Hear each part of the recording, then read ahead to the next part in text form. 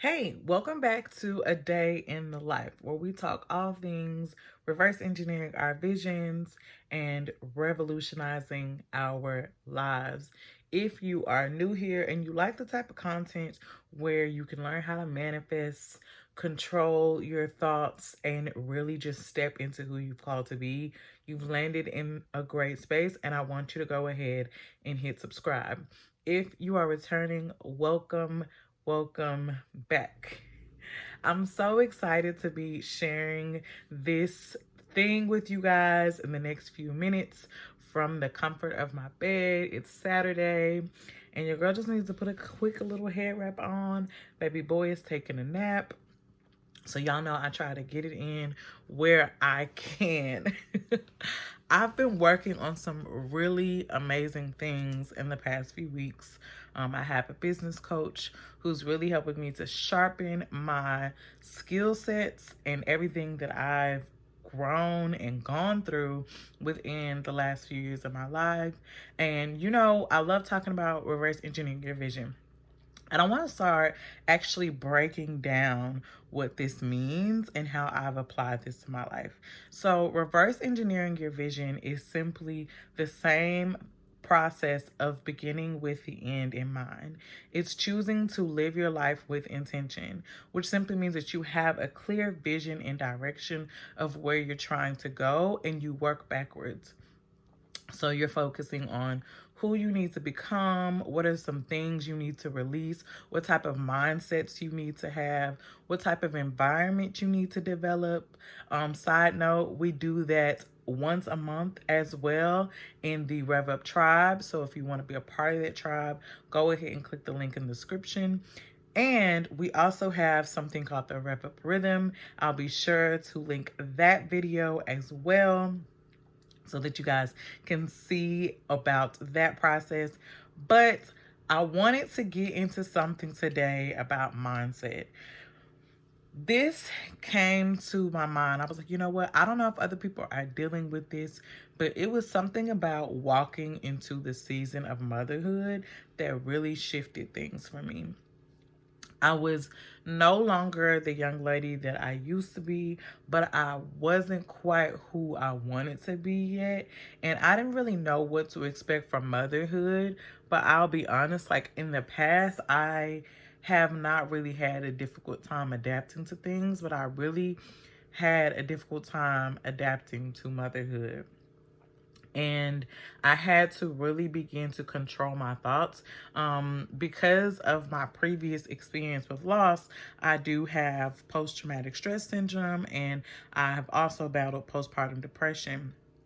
So I knew going into this full-term pregnancy with my son last year that I wanted to really hone in on my mind, and I knew I needed to protect my mind. I knew I needed to protect my heart. Like that was going to be extremely important for me to be healthy, because we all know if you are not your healthiest, there is no way that you're going to be able to serve others, being there for your family, showing up for your kids, your friends, your husband, your partner, whoever it is. Like if you're not 100%, there's no way that you can pour into somebody else. And so I just really started to think very critically about what it was that I was pouring into my mind. And it got me to thinking about how you can actually use certain tools to really just like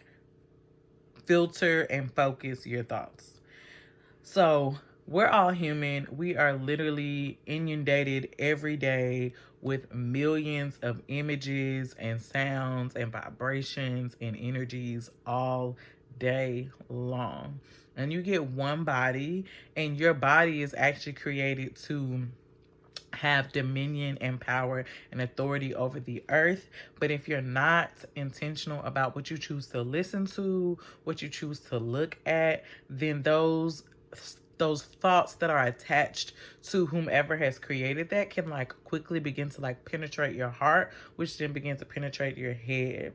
So what I do in my daily practice for my life, for my mind, is I like to capture my thoughts. I got to a place where I recognized like my thoughts were running rampant. I felt like I didn't have control over the negative things that I was thinking. And so, what I first started to do was going to the Word.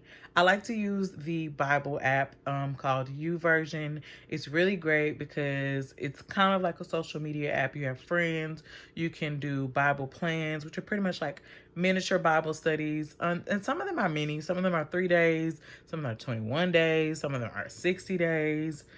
And I would choose a Bible plan, do it with friends, so I was accountable, and I would just go to the Word first thing in the morning and filling myself up with the Word, so that when a negative thought that I knew in my spirit wasn't true, but for some reason, like when I for some reason not some reason where our flesh is weak, so you really have to like make your flesh surrender and submit to your spirit. And like that is literally a practice. That's not something that happens overnight. Like that is something you have to do every 30, 45, 60 seconds until it becomes second nature. And even when it becomes second nature, you have to be really careful to like make sure you maintain it. So I use the Bible app YouVersion to do these Bible plan activities. I'll be sure to put a link in the bio if you guys want to add me on the YouVersion app. I love doing group Bible studies. It's literally amazing. Takes me no more than 15 minutes to do them. So like, don't feel like it's going to take up so much of your time, because it really doesn't. And honestly, getting your mind right first thing in the morning is important, because when those negative thoughts come, you can capture them. And when I say capture them, I literally mean in the tangible sense of your mind, because you have several pathways that are running through your mind, various thoughts back and forth, all these different neurons. But if you have a neural system that is rooted in the truth of the Word, every time a thought comes, before it's negative or positive, it has to go through a filtration system. So that's so important. My filtration system and strategy is the Bible app. Your filtration system may be meditation. Your filtration system may be visualization, but it is something that you choose to anchor yourself in as a practice, so that you can be consistently reminded of the truth when the negative thoughts come. This is the same thing that is used for cognitive behavioral therapy, and it helps to battle anxiety. Recall again, I had postpartum depression when I lost my son, and so really working on strengthening my mind and anchoring myself in the truth of what my life really was versus the grief that, yes, it like added to my experience, but like that was not like my end all be all truth, was extremely important. And so it's also how I battle anxiety. Like, my filtration system is so strong for me that when a thought passes through there, like it's almost like, is this true? Yes or no? If it is not true, then I can quickly pull from the truth, which is the Word of God in my instance. For you, it may be an affirmation. I can quickly pull from the truth to combat that thought. So I capture that thought as it goes through the filtration system. Then I combat that thought with the truth. The Word says that you should hide the truth in your heart, because I feel like in our heart is where truth is, and you can use that as a weapon to combat all the negativity. So for example, a negative thought that came on my 30th birthday was, you're not going to be able to be happy because you're still not worried where you thought you would be by 30. The truth of that I used to combat that negative thought was, I am fearfully and wonderfully made. God is complete and I am lacking nothing. So I was able to combat that negative thought with the truth, which literally just cast down and just like destroyed that negative thought, so that it did not get in my heart. Because what happens is that a lot of us don't have a filtration system. We don't know how to combat the thoughts. We feel powerless. We feel helpless. And all of these negative thoughts just come pouring in over and over and over again. So much so that it goes from our head to our heart, and then we have anxiety. Or it goes from our head to our heart to our hands, and then we feel like whatever we produce is not going to be fruitful. Everything starts in your mind.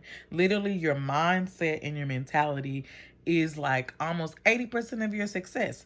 You guys have seen those people on Instagram who you know darn well don't have the skill set, the knowledge, the whatever. And I'm not trying to compare anybody, but you know, you've seen them, and they have the level of confidence and belief in their self and the mindset to be successful. And it's not just being successful here on earth, it's being successful in your flesh, in your daily life, in your spirit, and everything. I'm going back to my notes real quick. So another way that you can both capture your thoughts and combat them with the truth is making sure that you know your values. I hint at all the time this concept of value-based decision making, and that is where you are clear on your values and you make decisions that are aligned to the values that also reflect your dream goals. And I'll do a video really soon, actually, on what dream goals are. It's an acronym that I use to create my goals and my vision for my life. But when you know your values, you can also use that to make a value-based decision. Again, another great example is when I chose to leave my corporate job, which was at the time was my dream job, but no longer aligned to my values. It was easy for me to make a value-based decision versus thinking about the lack, or thinking about the false narrative of, oh, I need this job. So I'll just lay it out plain. I was making a ton of money. I was doing really well. I was at a place professionally where I thought I would have to wait 40, 50 years to get to, it was really amazing to me how God like positioned me and qualified me to be where I was, because I was previously a teacher and now I was working in a corporate education space, and my voice was valued, and it was just amazing. But it got to a point that once I became a mother, that my values changed. I recognized that my value was family, and the time that I was working in this corporate space that was once a dream was taking away from the opportunity to actually spend with my newborn son. And so I was missing out on several moments. And so I had to make a value-based decision. If I value my family and that's my core belief, and that is what I want, am I going to sit here and be like, okay, well, if I quit this job, the negative thought, if I quit this job came through my filtration system, then I'm not going to have enough to produce or to sustain or maintain this life that I have. No, guess what? That thought came through my filtration system. I captured it, and then I combated it with the truth of the word, which is, again, I am complete and I lack nothing. With God, all things are possible. It is He who sustains me. And I knew then, because I value my family, because I know the truth of the Lord, and you would not let me fall or fail, it is okay. And I have the approval and the validation and the verification from God to move forward in quitting my job and knowing that everything will be fine and will be sustained. And that's what I did. And I now walk in that truth, and I walk in the manifestation of what it is I desired, which was to focus on my family and making that a primary value for me, to where I'm now a stay-at-home mom. We haven't missed a beat. I love my life. I'm very blessed. My husband is able to take care of us through the grace of God and the goodness and mercy of God. And it's just, again, it was a concentrated effort to align my values to my thought system, to the truth and the word of God. And that's what I've been able to live my life with.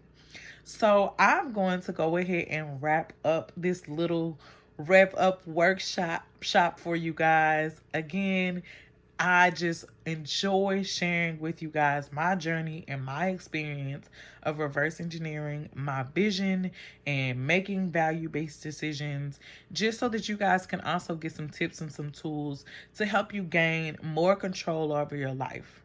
and really walk into the manifestation that is placed and destined for you.